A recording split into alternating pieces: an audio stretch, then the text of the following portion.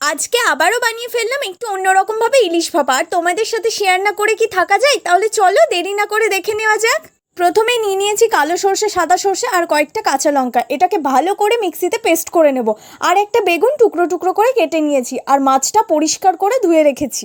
এবার একটা টিফিন কোটো নিয়ে নিয়েছি, মাছটা ভালো করে সাজিয়ে নিয়ে কেটে রাখা বেগুনটা দিয়ে সর্ষের পেস্টটা দিয়ে দেবো।